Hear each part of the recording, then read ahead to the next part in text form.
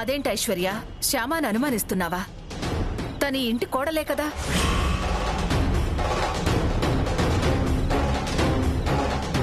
అదే ఒక్కసారిగా తన దగ్గర అంత డబ్బు ఎలా వచ్చిందా అని.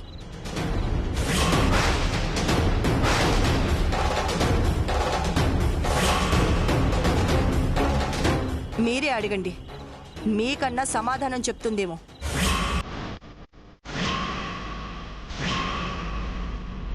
అడగండి అత్తయ్య.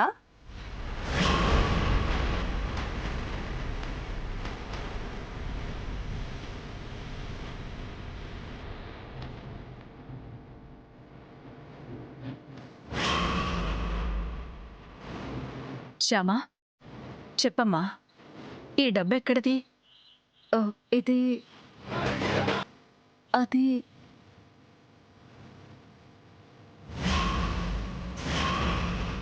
అది ఇది అని నసుగుతావేంటి శ్యామా?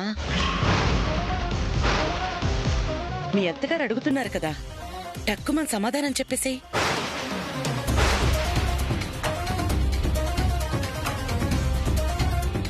నువ్వే తప్పు చేయనప్పుడు సమాధానం చెప్పడానికి ఎందుకు అంతలా ఆలోచిస్తున్నావు శ్యామా?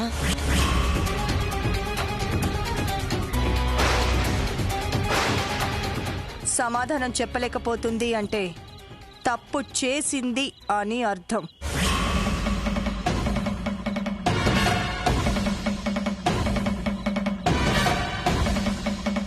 మాట్లాడవేంటి శ్యామా? నువ్వు తప్పు చేసావా? లేదు అత్తయ్య, లేదు, నేనే తప్పు చేయలేదు. మరి సమాధానం చెప్పవేంటి? ఆ డబ్బు ఎక్కడిది?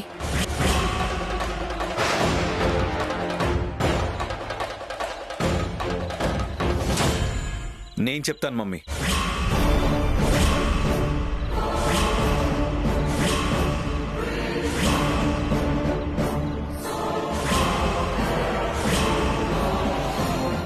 అఖిల్, తాను తప్పు చేస్తే నువ్వు సంజాయిషి చెప్తావా? నేను చెప్పేది సంజాయిషి కాదు, సమాధానం.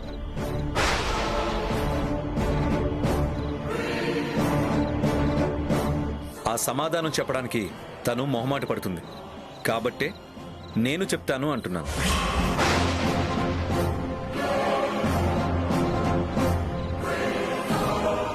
మమ్మీ, ఆ డబ్బు శ్యామకి జీతంగా వచ్చిన డబ్బు.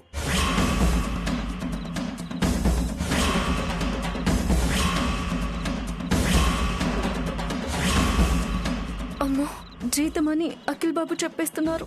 అంటే నేనే కృష్ణ తులసిని అన్న విషయం కూడా చెప్పేస్తారా ఏంటి? అఖిల్ బాబు వద్దు, నేనే చెప్తాను. చెప్పని శ్యామ, నిజం చెప్పని.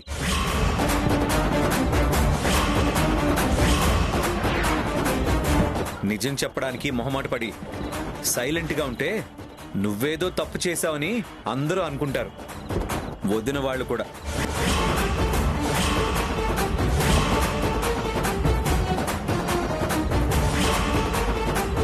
మమ్మీ, ఏం జరిగిందో నేను చెప్తాను విను.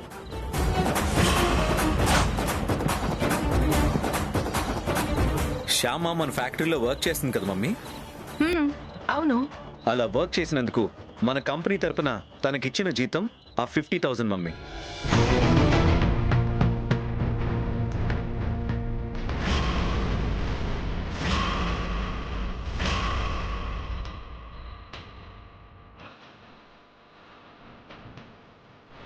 అఖిలేంటి ఇలా చెప్తున్నాడు? మన కంపెనీ నుంచి ఇచ్చిన డబ్బులు అంటున్నాడేంటి? మన కంపెనీలో వర్క్ చేసి జీతం తీసుకోవడం ఏంటి అని తను మొహమాట పడింది.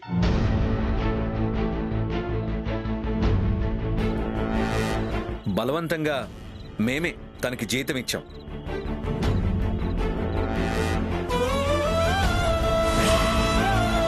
ఆ విషయం చెప్పడానికి కూడా ఇప్పుడు మొహమాట పడుతుంది.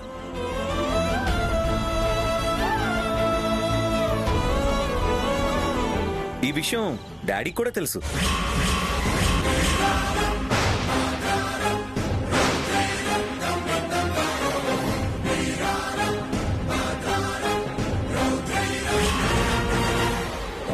డాడీనే శ్యామకి ఆ 50,000 జీతంగా ఇవ్వమని చెప్పారు.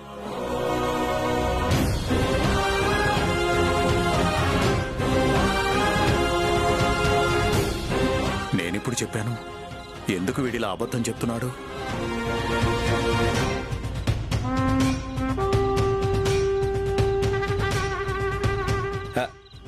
కదా డాడీ, మీరే చెప్పారు కదా.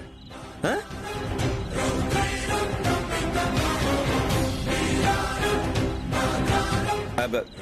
చెప్పండి డాడీ, మాట్లాడరేంటి? మీరే కదా జీతం ఇవ్వమని చెప్పింది. అవునవును.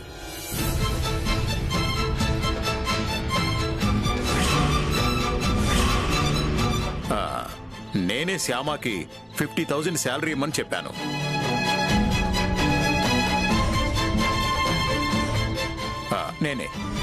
నేనే చెప్పాను.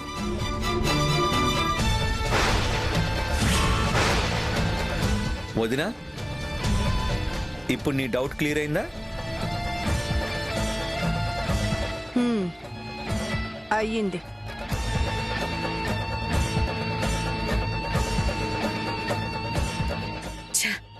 ప్లాన్ మొత్తం బిడిసికొట్టింది.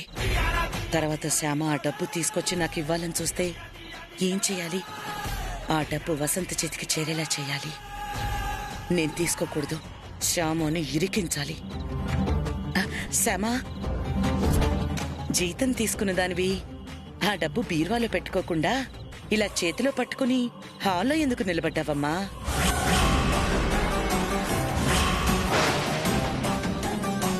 ఓహో, నీ తొలి జీతం మీ అత్తగారి చేతిలో పెట్టి ఆవిడ ఆశీర్వాదం తీసుకుందాం అనుకున్నావా?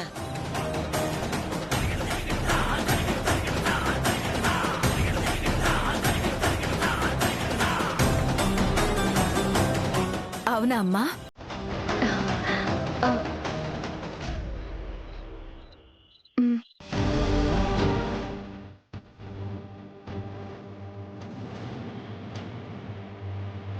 పెళ్ళాం సంపాదన మొగుడికి కూడా ఇవ్వని ఈ రోజుల్లో నీ సంపాదన తీసుకొచ్చి ఈ అత్తగారి చేతుల్లో పెడదామనుకున్నావంటే గ్రేట్ శ్యామ.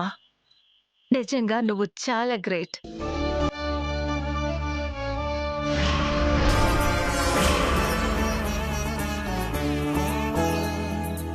కోడలంటే నీలా ఉండాలమ్మా.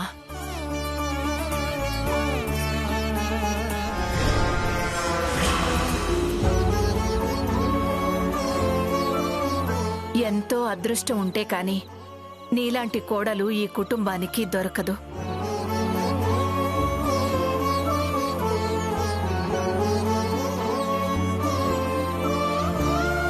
శ్యామా, ఆ డబ్బుని మీ అత్తగారికిచ్చి ఆశీర్వాదం తీసుకో.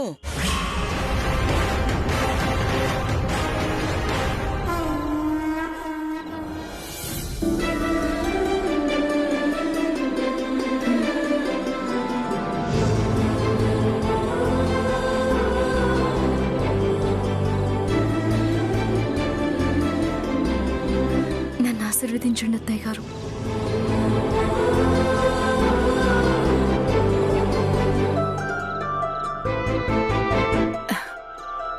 దీర్ఘ సుమంగళీ భవ, ఇష్ట కామ్యార్థ ఫల సిద్ధిరస్తు.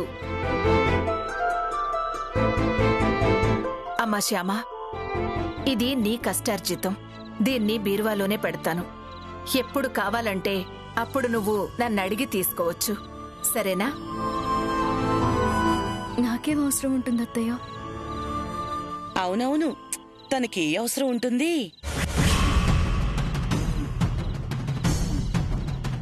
తనకేదైనా అవసరమైనా కన్నయ్యున్నాడు కదా, కంగారెందుకుదినా? అవును, కన్నయ్య ఉన్నాడు కాబట్టే నాకు ఏ కంగారు లేదు. ఆ కన్నయ్య దయ వల్ల ఎవరైనా నాకు చెడు చేయాలనుకున్నా అది మంచిగానే మారుతుంది.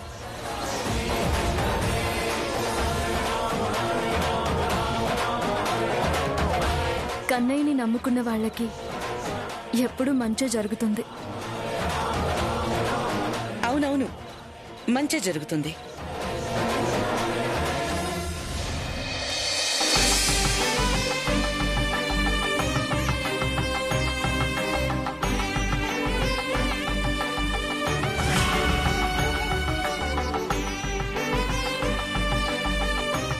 గురువమ్మకి ఇవ్వాల్సిన డబ్బు శ్యామ మమ్మీకి ఇచ్చేసింది.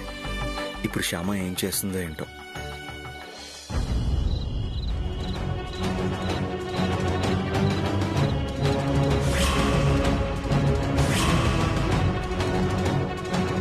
డైనింగ్ టేబుల్ దగ్గర కృష్ణ తులసి టాపిక్ రాగానే మీరిద్దరూ ఉలిక్కి పడడం నేను గమనించాను.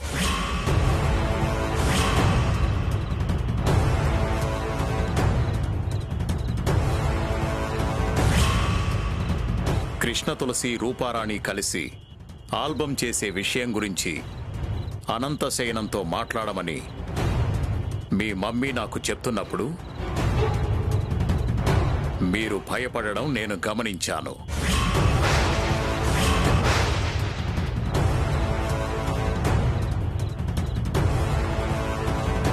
ఇందాక శ్యామ చేతిలో 50,000 ఎక్కడివి అని మీ మమ్మీ నిలదీస్తున్నప్పుడు శ్యామ సమాధానం చెప్పలేకపోయినప్పుడు నువ్వు కంగారు పడడం నేను చూశాను. నీ ఉలిక్కిపాటుని, నీ భయాన్ని, నీ కంగారుని, వణుకుని కప్పిపుచ్చుకోవడానికి ఆ 50,000 జీతం నేనే ఇమ్మన్నానని చెప్పి మీరిద్దరూ అబద్ధం చెప్పారు. మీరిద్దరూ అబద్ధాలు చెప్పే మనుషులు కారని, ఆపద్ధర్మంగానే అలా అబద్ధం చెప్పారని నేను అర్థం చేసుకున్నాను.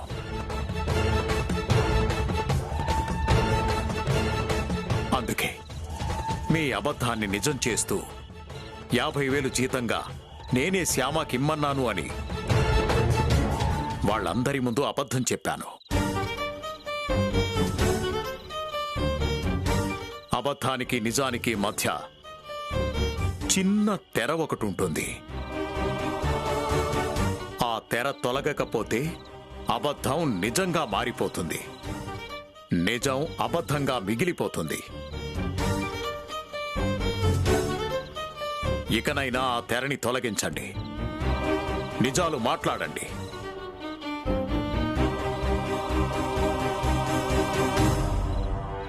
ఎవరా కృష్ణ తులసి?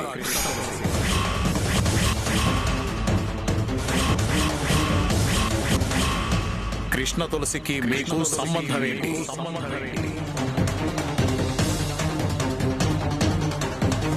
కృష్ణ తులసి పేరు వినగానే మీరిద్దరూ ఎందుకంత టెన్షన్ పడుతున్నారు? ఆ 50,000 డబ్బు ఎక్కడిది? ఎందుకు ఆ డబ్బు శ్యామ చేతిలో ఉంది? ఆ డబ్బు గురించి అడిగితే మీరెందుకు అంతగా భయపడిపోయారు? చెప్పండి, ఏం జరిగిందో చెప్పండి.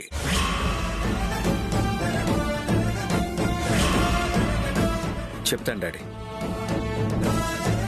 జరిగింది జరిగినట్టుగా చెప్తాను. ఎఫ్ఎం స్టేషన్లో పాటలు పాడే ఆ కృష్ణ తులసి అనంతశయనం అంకుల్ గొప్పగా చెప్పే ఆ కృష్ణ తులసి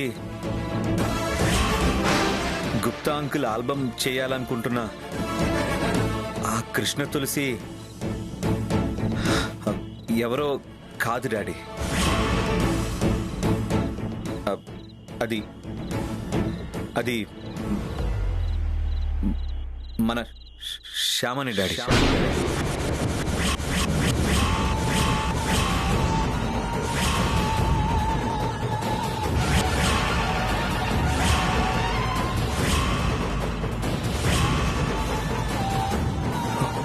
ఏంటి? ఆ కృష్ణ తులసి మన శ్యామనా? అవును డాడీ, మన శ్యామనే ఆ కృష్ణ తులసి. గురువమ్మ అప్పు తన డబ్బుతోనే తీర్చాలి అని శ్యామ అనుకుంది కదా. అందుకే బ్లూ ఎఫ్ఎంలో కృష్ణ తులసిగా ఉద్యోగం చేస్తుంది. అలా శ్యామ ఆర్జేగా, కృష్ణ తులసిగా ఎఫ్ఎంలో ఉద్యోగం చేస్తుంది డాడీ. మొదటి నెల జీతం తీసుకొని గురువమ్మకి ఇద్దాం అనుకుంటే ఈ లోపల జరిగింది. కళాకారులు నా జీవితంలోకి వస్తే నాకు గండ ఉంది అని భయపడుతున్న మమ్మీకి ఎఫ్ఎంలో పాటలు పాడే కృష్ణ తులసి మన శ్యామ అని, ఆ డబ్బు ఎఫ్ఎం నుంచి శ్యామకు జీతంగా వచ్చిందని నేను చెప్పలేకపోయాను డాడీ.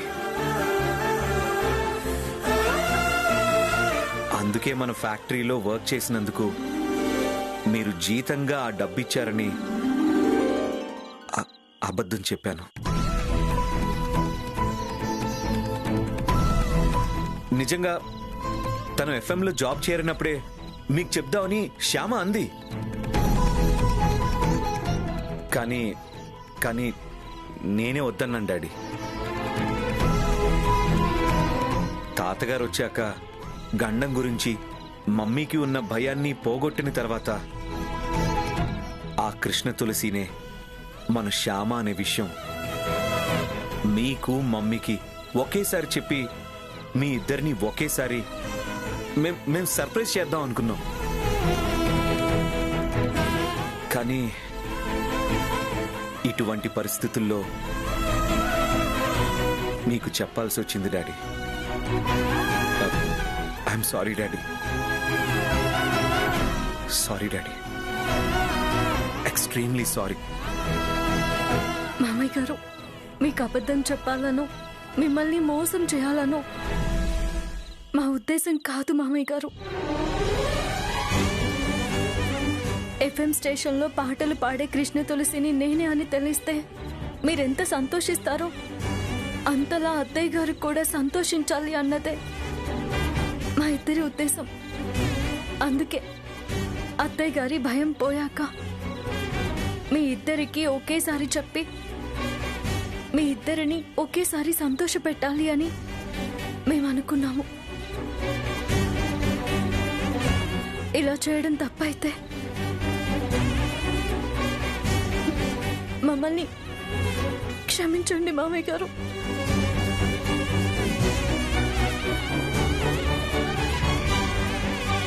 క్షమించండి. అయ్యో లేమ్మా, లే. మీరు ఏ తప్పు చేయలేదు. వీడు నా పెంపకంలో పెరిగినవాడు. నువ్వు కన్నయ్య నీడలో పెరిగిన దానివి.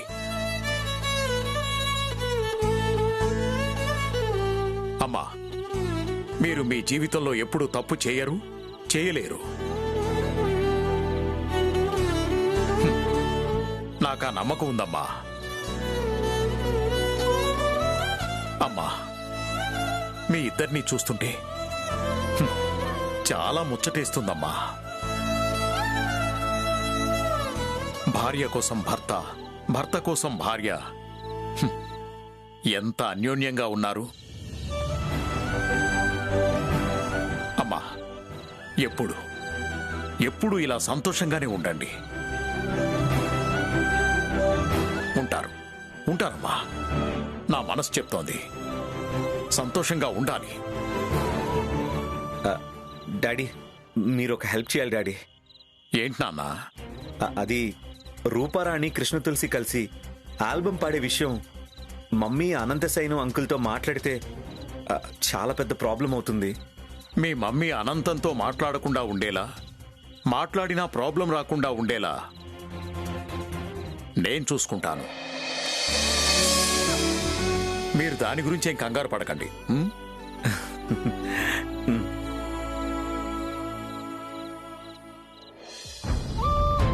నీ తొలి జీతం మీ అత్తగారి చేతిలో పెట్టి ఆవిడ ఆశీర్వాదం తీసుకుందాం అనుకున్నావా?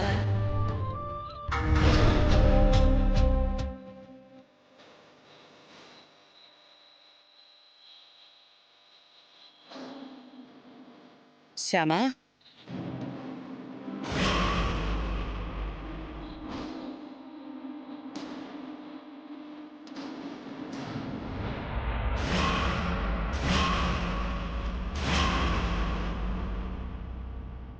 నా అప్పు తీరుద్దామని డబ్బు తీసుకొచ్చావు. పాపం నా చేతిలో పెట్టాల్సిన డబ్బు మీ అత్తగారి చేతిలో పెట్టాల్సి వచ్చింది. అందులో మీ చెయ్యి కూడా ఉంది కదా. నా చెయ్యి ఉండడం ఏంటి? అదే ఆ డబ్బు మా అత్తయ్య గారి చేతికి వెళ్లడంలో తమరి హ్యాండ్ కూడా ఉంది కదా అని అంటున్నాను. నేనేం చేశాను? ఏం చేశావో నీకు తెలీదా?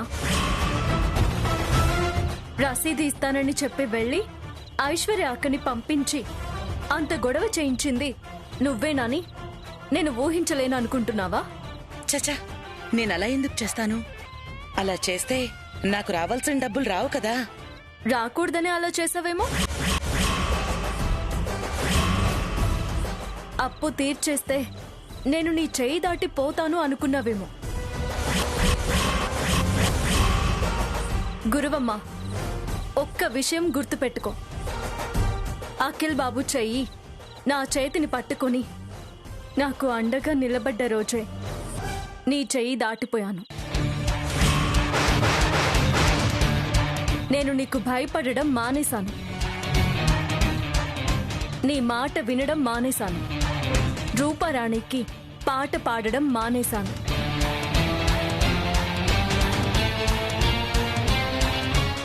నువ్వేం మానేసినా నేను బాధపడేదాన్ని కాదు శ్యామ.